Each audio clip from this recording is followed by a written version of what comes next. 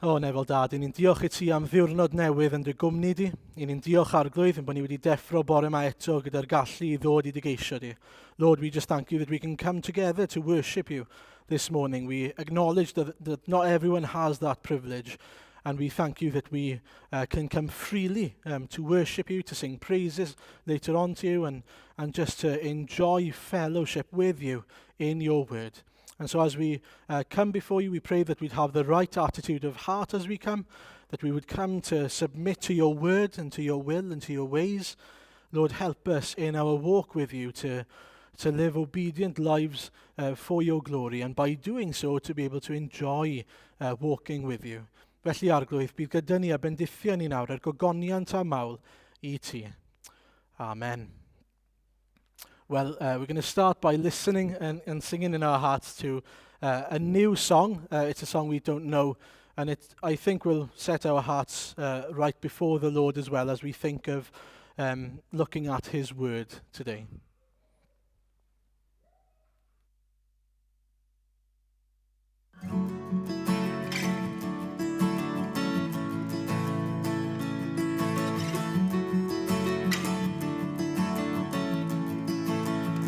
Your word is good, it's ever faithful, worth more than gold, the heart's delight. Your word gives life to all who hear and obey. Your word endures forever. Your word is true, it never changes. It formed the earth, sustains it still. Your word defends, providing refuge and strength. Your word endures forever. Your word is a lamp unto my feet. Your word is a light unto my path.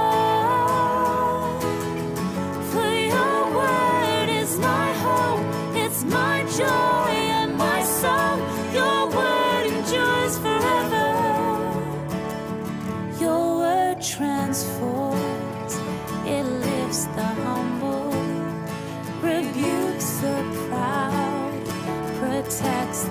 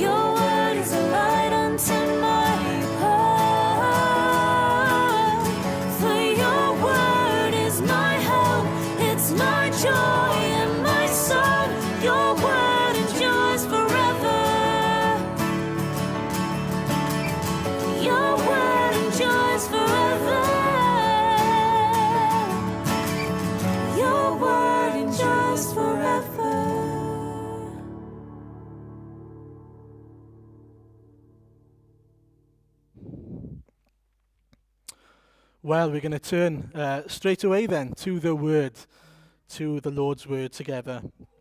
Please turn with me. We've got two readings. Mae dau ddarlleniad gyda ni yn sydyn iawn y bore yma. Yn gynta, Psalm 51,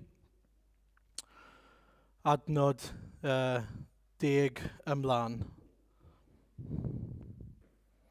First one is Psalm 51, verses 10 onwards.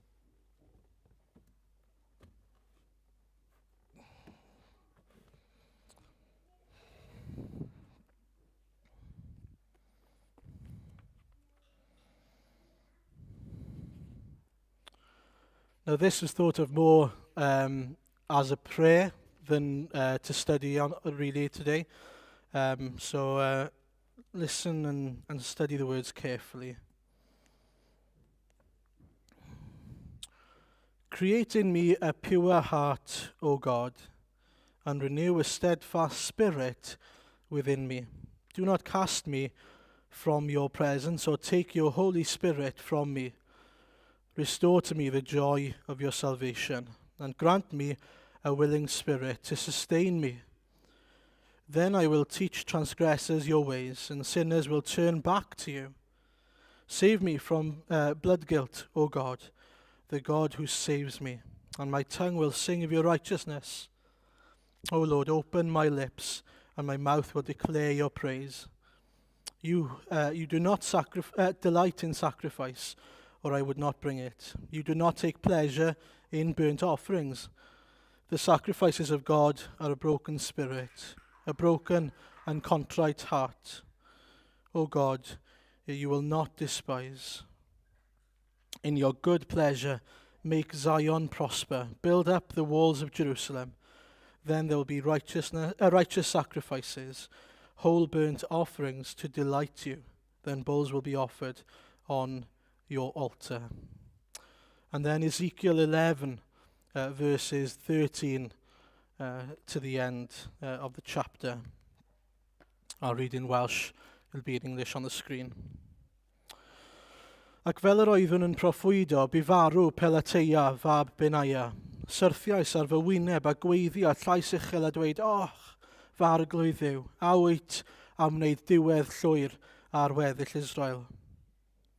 Daeth gair yr arglwydd ateb a dweud, fab dyn, am dy tylwyth o'r un gwaed â thi a holl di Israel. Y mae trigolion Jerusalem yn dweud, y mae'n twy yn bell oddi wrth yr arglwydd. I ni yr rhoddwyd y tir yn etifeddiaeth. Felly dywed, fel hyn y dywed yr arglwydd yw. I mi ei hanfon ymhell i blith y cenhedloedd a'i gwasgaru trwy'r gwledydd, eto am ychydig bym yn gysegur iddynt yn y gwledydd lle maint. Felly dywed, fel hyn y dywed yr arglwydd yw, fe'ch casglaf o blith y boblwydd, a'ch dwy'n ynghyd o'r gwledydd lle gwasgarwyd chwi, a rhoddaf fi i chwi dir Israel. Pan ddôn tyno fe fwriant allan ohoni ei holl bethau atgas a ffiaidd. Rhoddaf iddynt galon unplig ac ysbryd newydd iddynt. Tynaf ohonynt y galon garreg a rhoi iddynt galon gig. Yna byddant yn dilyn fy neddfau ac yn gofalu cadw fy marnau. Byddant yn bobl i mi a bydda finnau yn dduw iddynt hwy. Ond am y rhai sydd ei calon yn dilyn pethau atgas a ffiaidd, rhoddaf dal iddynt am hynny, medd yr arglwydd yw. Yna, cododd y cyriwbiaid ei hydenydd, gyda'r olwynion wrth ei hochrau, ac yr oedd gogoniant Duw Israel uwch ei pennau. Cododd gogoniant yr arglwydd o fod dros ganol y ddinas ac arhosodd dros y mynydd sydd i'r dwyrain ohoni. Cododd yr ysbryd fi a mynd â mi at y geithglyd y Mabilon mewn gweledigaeth drwy ysbryd Duw.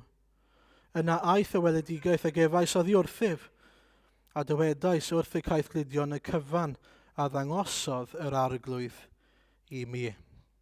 Amen. Well, today then, the big question is, what kind of a heart do you have?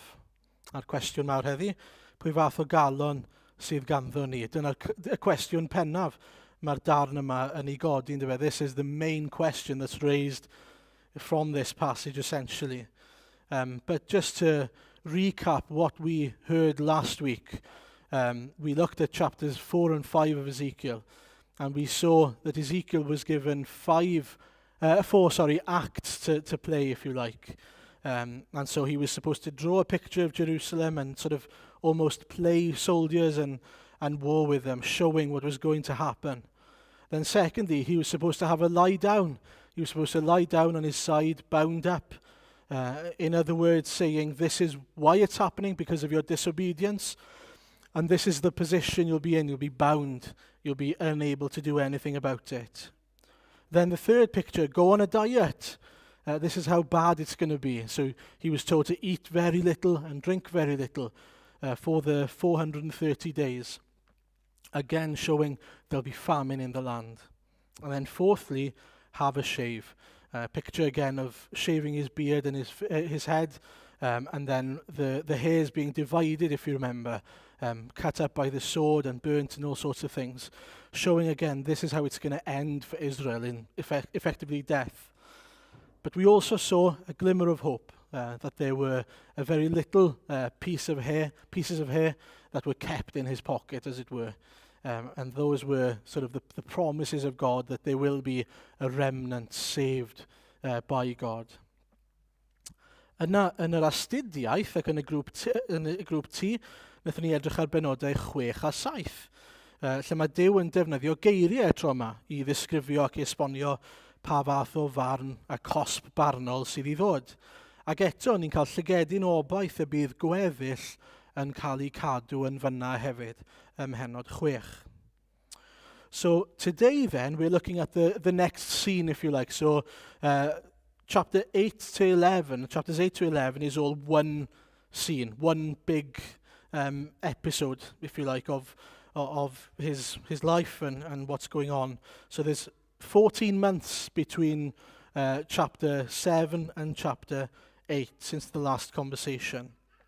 And so it's as if God has given them some time to respond and to change their ways, but they haven't taken that opportunity. Nothing has changed by the time God speaks again to Ezekiel in chapter 8. Nawr, heddi, falle byddwch chi'n falch o glywed bod ni'n mynd i ganolbwyntio ar y darn neisa o'r cymal yma rhwng penod 8 a penod 11. Byddwn ni'n gweud sef y darn penod 11 ac o adnod 13 mlaen y darlleniad. A mae'n ddarn hyfryd lle mae Duw yn sôn am sut mae'n mynd i drigarhau tuag at ei bobl. Dyna bwynt y darn yma. Sut mae'r arglwydd yn mynd i drigarhau. But even then, we need to remember that mercy is something we don't deserve. Sometimes when we approach the Word of God and even the Gospel, we can come with a sense of entitlement. Oh, finally, we've gone past the nonsense of the bad news and the judgment, all the stuff we don't like to hear about, so we can enjoy the mercy stuff. Mae chydig bach fel pan mae'r plant ar ôl swper yn gofyn i ni beth sydd i bod in. Beth yw'r pwdin heddi? Chi'n sylwi, dyn nhw ddim yn gofyn, tybed oes pwdin i gael, a os gwelwch yn dda eich mawr hydi allai gael pwdin. Na. Beth sydd i bod in heno? Neu yn wath weithiau, le mae'r pwdin? Sometimes it's worse, isn't it? Where is the pudding? Where's the dessert today? Well, we can have the same attitude of heart towards the Lord, thinking that mercy is something we deserve, and so that's the part we should be receiving and looking at. But judgment reminds us of actually what we deserve. That's why it's important. This is what we deserve. And so by looking at it and being reminded of it, we realize even more so, wow, isn't it a privilege to have pudding?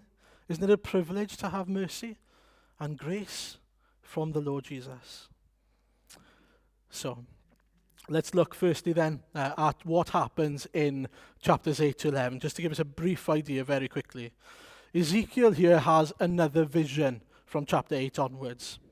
And in this vision, it's very similar to the one in chapter 1. So it's the vision where he sees, if you remember, the mobile throne, as I like to call it. God on his throne that moves around. That happens specifically in chapter 10. And so the Lord meets with Ezekiel again, and this time he reveals things that are going to happen to him in quite a dramatic way, a graphic way. And sort of a brief summary then of what happens in these chapters. Y gynta, i ni'n clywed am y broblem o eilynaddoli. Eilynaddoliad os hoffech chi, a'r mathau gwahanol o eilunod sydd i gael yn ei bywydau nhw, a bod hynny yn tristau yr arglwydd. Yn amhenod 9, i ni'n gweld ymateb Duw. Beth yw ymateb Duw? Wel, barn cyfiawn Duw. Ac oedd hynny'n graffig, mae'n sôn am farwolaeth ac ymosodiad yn erbyn pobl Dduw. Ac yn y pennod 10, gogoniant Duw a y weledigaeth yma o'r orsedd hyfryd yna yn gadael y deml oherwydd eu pechod nhw. Wel, yn pennod 10, mae'n sôn mwy bod e'n mynd fel petai at stepen y drws y deml. Ac yna'r ddiwedd y weledigaeth mae'n gadael am fynydd yr olewydd, ond ddown ni nôl at hynny. And despite the fact that all these accusations in chapters 8 to 10 are true, and that God's judgment is completely justified, and Ezekiel knows that, Ezekiel is desperate to see God being merciful. Isn't that interesting?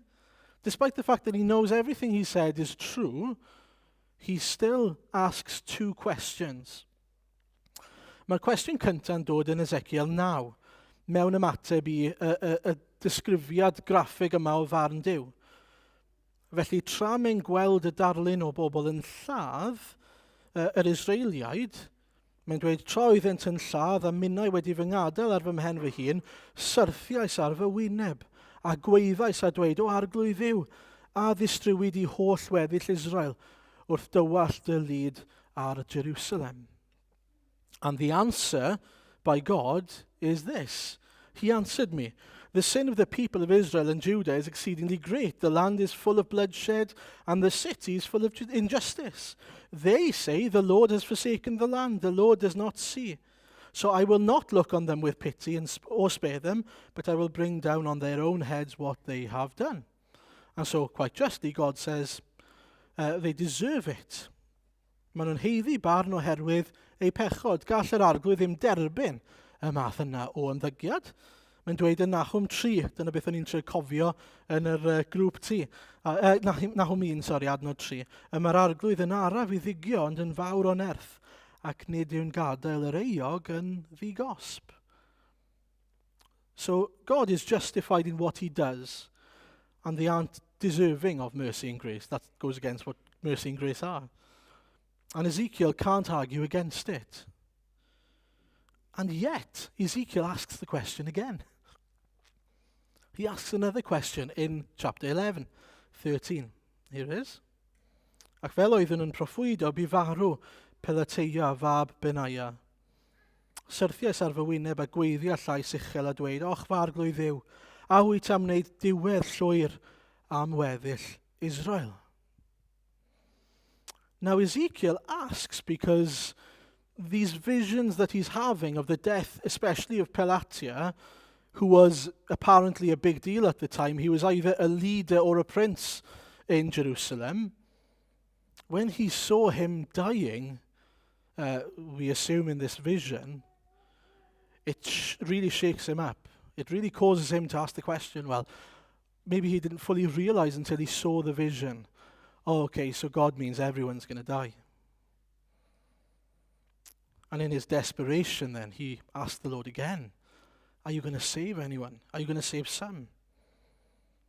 Felly mae'n gofyn eto, a'r tro yma, mae'r ateb yn wahanol. A mae hyn yn codi cwpl o gwestiynau ni. Ydy Duw yn newid I feddwl fan hyn? Ydy Duw wedi bwriadu dinistrio Israel yn llwyr yn wreiddiol a bod e jyst yn ateb gweddi Ezekiel? Well, simply put, no, is the answer to those questions. God doesn't change his mind. It was always the plan from the beginning for Abraham's descendants to be a blessed nation. And so he would keep that promise no matter what. But also we've heard in chapter 5 and 6 that there will be that remnant. Do you remember the small pocket of hairs? And then there's also a mention in chapter 6 of a remnant that would be kept. And so it's always the plan from the beginning. So what's different? Wel, beth sy'n digwydd fan hyn yw dau beth. Yn gyntaf, mae ewyllus Ezekiel yn dod yn unol ac ewyllus Duw. Dyma sy'n digwydd. Mae e'n dod yn ddyn sydd yn dilyn calon yr arglwydd, sy'n dod ar ôl calon yr arglwydd. His will becomes aligned with that of God's. And secondly, Ezekiel knows something of God's character. He knows that God has the capacity to show mercy. And that's very important, extremely important.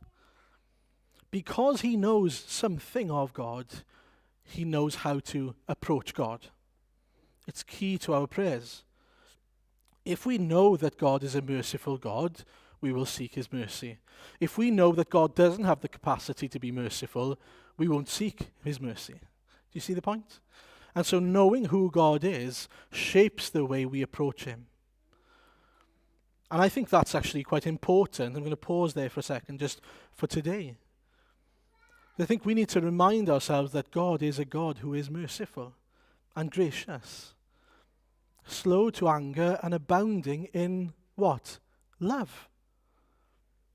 A God who desires for his creation to know him. I wonder, how does knowing that shape your prayer life? I wonder how often we turn to the word and say, Lord, you say that you are this. Please do this. It's very important to use what we know about the Lord as a springboard, as not a weapon, but a tool for our prayers. Felly gadewch ni fynd mlaen a edrych ar ymateb Duw, neu ateb Duw, Hennod 11 te. Yn gyntaf, mae Duw yn dweud, dyw pethau ddim fel maen nhw'n edrych wrth Ezekiel. Yn allanol, mae'n edrych fel bod Ezekiel yn bell oddi wrth Dduw, am ei fod e'n bell oddi wrth y deml. A dyna'r pobl Jerusalem yn ei feddwl. But the truth is actually quite the opposite. God's glory has already left the temple. And so God teaches us that just because you are in Jerusalem, in other words, it looks like you are okay with God, it doesn't mean that you're okay with God. The outward appearance can fool anyone. And this is sort of the whole point of what he's saying here in this passage. He's not looking at the outward. If you look again at the passage that we read verses 14 and 15. Read how God says about the people, they think this. They think that you are far away from God and that we are the ones who will inherit Jerusalem. Where in actual fact he says, no, not at all. A felly mae Duw yn esbonio bod nhw yn meddwl eu bod nhw dan ffafr Duw. Mewn gwirionedd, oedd wedi gadael yr adeilad, a lle mae e yn hytrach na bod yn y deml? Mae e wedi bod yn gysegr i'r rhai oedd wedi cael ei alltudio. Felly, dyw'r ffaith fod pobl... It's amazing. The sanctuary was a holy place. The point of a sanctuary, cysegr, was that it was a place where God met with man, where God's glory dwelt among his people. Right? And you think to yourself, oh yeah, that's the temple, isn't it? But now God says, oh no. I've decided for my temple not to be the sanctuary anymore. And I have been myself a sanctuary to those in exile. So now the Israelites in Jerusalem had the temple without God, without their sanctuary, if you like, and those in exile had God without the temple. They had their sanctuary without the need for a temple. That's very important. Felly, dyw'r ffaith fod pobl yn edrych yn dda yn allanol ddim yn golygu fod popeth yn iawn, neu bod nhw o dan ffafr Duw yn fewnol. Efallai bod nhw wedi cael eu traddodi i'w chwantau dynol nhw. Those two verses there refer to, you can look them up and look at how many times God says it, that he gives people over to their sin and their sinful ways. That eventually a point comes where God says, okay, if that's what you want, that's what you'll have. And that might look good for a time. And so, rather than judging your heart based on your circumstances, judge the state of your hearts in the weighing scales of God's word. Because if you were to weigh up your life and how things are going by worldly standards, by, how comfortable your life is or how good things seem to be going, you might get the wrong impression. Weigh it up with the weighing scales of God's word. Had they done that at that time, they'd have known that they've broken the first commandment, and so they weren't doing well at all. A mae pobl I gael heddi'n dos sydd a temle ond bod Duw ddim yn byw ynddyn nhw, yn crefyddau, bod lle mae gyda nhw rhyw fath o sefydliad, ond Duw ddim yn presennoli I hunan yna. Does dim cysegr. A pa bwrpas sydd I hynny? Cael teml heb yr arglwydd. Mae pobl yn byw yn ein gwlad ni sydd yn dweud, dwi'n Gristion. Ond dyw e ddim yn golygu beth I ni'n ei olygu. Nag yw e'n rhwystredig pan mae hynny'n digwydd? Maen nhw'n meddwl bod nhw'n Gristion oherwydd bod nhw wedi mynd i'r ysgol Sul, neu bod nhw wedi cael eu derbyn, neu be bynnag yw e. We need to remember that knowing God is what matters. We need to challenge people where we can in grace and love by saying, oh, great, you're a Christian. When did you give your life to Jesus? When were you born again? I'd love to hear your story about how you became a Christian. Because I wonder then how many people will say, oh, it was this. This is my story. This is how I came to know the Lord God. You see, these people thought they were okay with God. They actually say it. In verse 14, they say, God has given us this land as an inheritance. It's the opposite of what's true. What's true is they're going to be completely destroyed. And the exiles who are way off from the temple are the ones God is with, and he's going to bring them back and let them inherit the Jerusalem, the land. We don't want people to think that something is true when it's not. We want people to know what God says is true. And so if people think they're Christians, we need to challenge that, don't we? If people think they're Christians based on God's word, we need to say, well, this is what God's word says. And that's why I wanted the hymn at the beginning about God's word. This is God's power. This is the tool that's going to pierce into people's hearts. And so that's important. Y dyddiau yma, mae dweud eich bod chi'n Gristion yn gallu golygu sawl peth.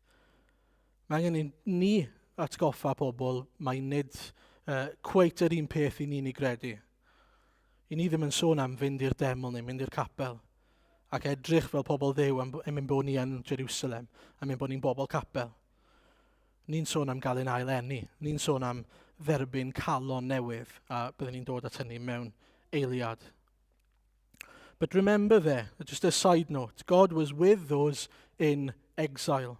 They were kept safe in exile in order to then bring them back. So God takes them out of the place of judgment. He is with them in that exile, and then he will bring them back. And he will even use them in exile in amazing ways, like he does with Ezekiel here, but also un o fy hoff hanesion ni yn y Beibl yw hanes Daniel. A rheswm pam yw, nid yn gymaint oherwydd pwy oedd Daniel, ond oherwydd fod Duw wedi defnyddio un person, sef Daniel, I fod yn dyst i'r brenin Darius. A trwy hynny, fod y brenin Darius wedyn wedi cael ei achub, a fod wedi gyrru llythyr I bawb yn y byd yn dweud, dylech chi addoli Duw Israel. I just think it's amazing that in exile, God uses this one person to effectively make the God of Israel known to the entire world. All of that happening outside of Jerusalem. All of that happening outside of the temple. So, things aren't what they seem. God has been with the exiled Israelites and is keeping them safe. And you've got to ask the question, well, why? Why does he do that? Wel, mae gyda fe gynllun. A'r cynllun yw bod nhw'n cael dychwelyd, fel o'n i'n dweud. Ond, bydde hynny ddim yn ddigon. Chi'n meddwl bydde fe'n ddigon just mynd â nhw mas i Babylon yna dod â nhw nôl, a bydde pethau rhywsut yn well? Do you think things will just magically be better because they've been in Babylon and then come back, that they'd be different people? Well, no, of course not. Mae eisiau rhywbeth newid y tu fewn iddyn nhw. And I calonau nhw. And it's a case of out with the old and in with the new. Out with the old heart and in with the new. Out with the heart of stone and in with a heart of flesh. And here is the sort of the crux of the passage. God says that we need a new heart, a heart transplant, if you like. And the key is that then, after this happens, verse 20, yna byddant yn dilyn fy neddfau. Yna byddant yn bobl I mi a finnau'n dduw iddynt hwy. Something needs to happen before we can be God's people. He needs to do a work in us. He needs to give us a new heart. And so God will bring them back to the land he promised, but more than that, he'll give them the heart they need in order to live as the people that God desires for them to live as.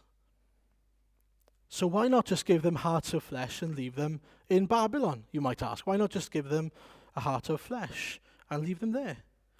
Well, mae e'n rhoi calon newydd i'w bobl bobl mae wedi gaddo disgynyddion Abram.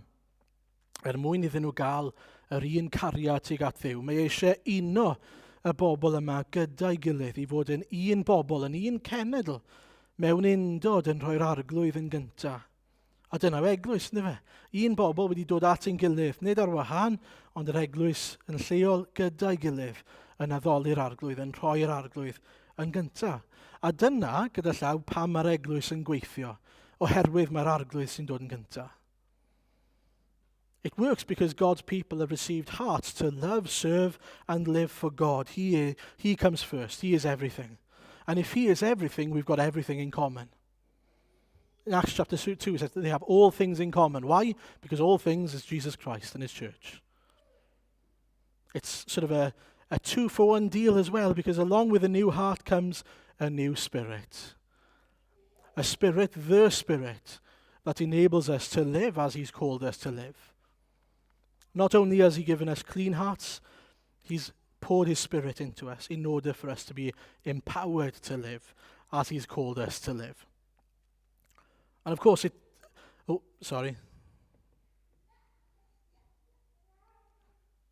That's it. I think it's important as well that we see that it teaches us that what we have now, the resources that we have now in and of ourselves, are not enough to be made right with God. You know, sometimes we think, don't we, it's just a case of cleaning up our acts, as it were. It's not that. If they were to clean up their acts, they would still fall into the same patterns.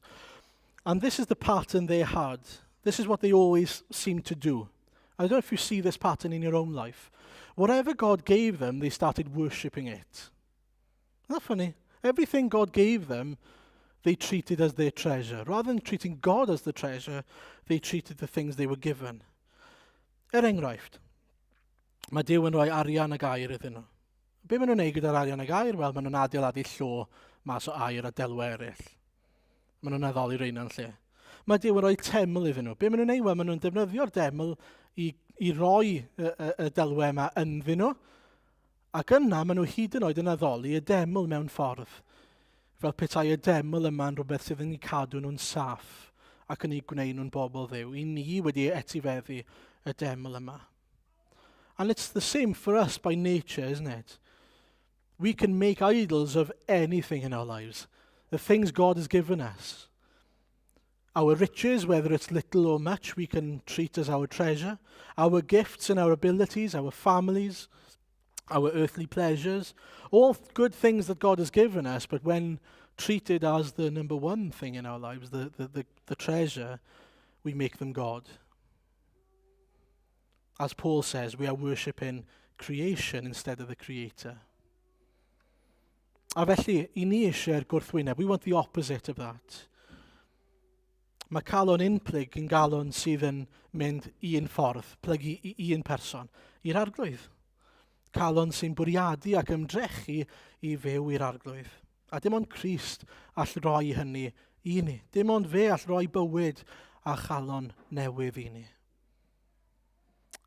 And a heart of stone is a heart that isn't moved or grieved by sin.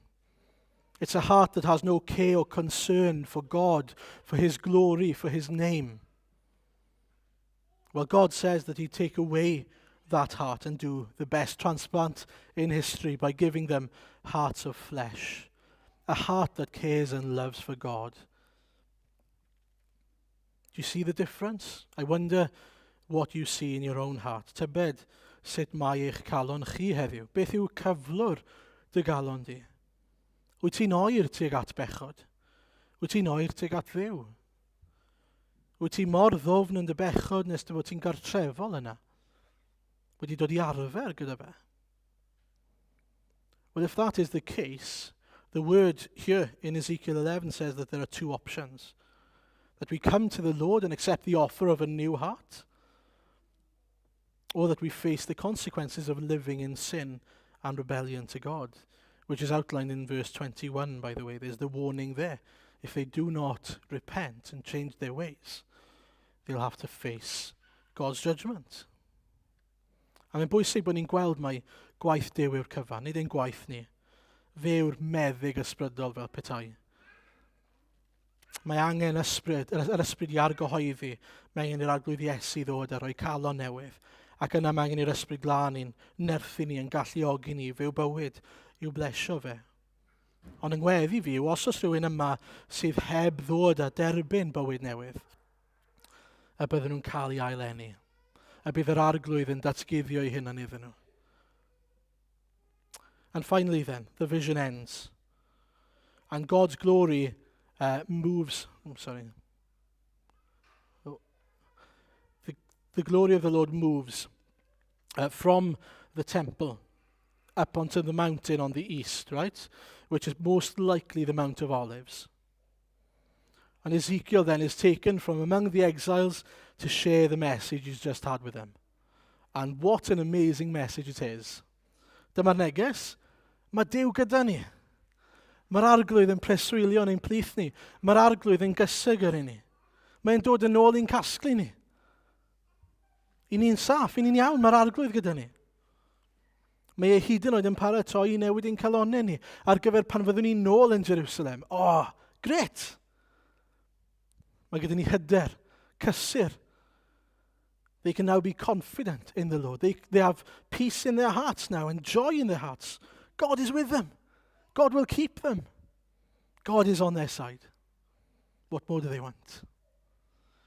Imagine being in exile and hearing just these wonderful, comforting words, being encouraged by the fact that God's glory dwelt among his people, even outside the temple, showing that God isn't sort of confined to a temple at any point. A mae'r darn yma hefyd yn gysgod o reality arall i ni. A mae hwn yn, credu, oedd yn rhywbeth oedd yn taro fi. I ni'n bobl ddewisiedig Duw, a byddwn ni'n byw gyda Duw yn y wlad mae e wedi addo i ni yn y pen draw, ein Jerusalem newydd ni. Ond am ychydig bach i ni'n alltudion yn y byd yma. Am gyfnod i ni yn y Babylon, y byd yma. We are in a sort of exile until God's judgment is declared on the last day. But those who belong to him will be kept and brought through back into the New Jerusalem one day. Isn't that wonderful comfort for us? God is with us. God will keep us. God is coming back for us. So, just to remind ourselves of what we've heard, the three main points maybe to go home with. Number one, things aren't always what they seem. I heard this quote from somewhere, but I can't remember what it is. The outward appearance is not evidence of God's favor. Look outwardly at someone's life, it doesn't mean that God's favor is on them. Just because things are going well for you or not going well for you, that doesn't mean that God's favor is not or is on you, and that he's happy or that he's not happy with you.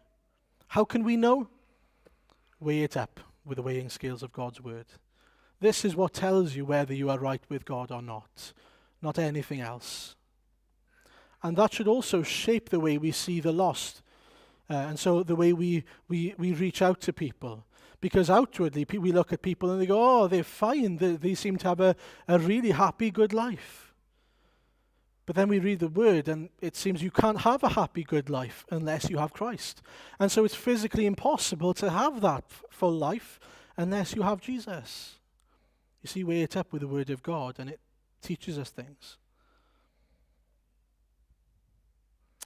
Yn ail, gweddiwch ar yr arglwydd drawsblannu rhagor o galonau.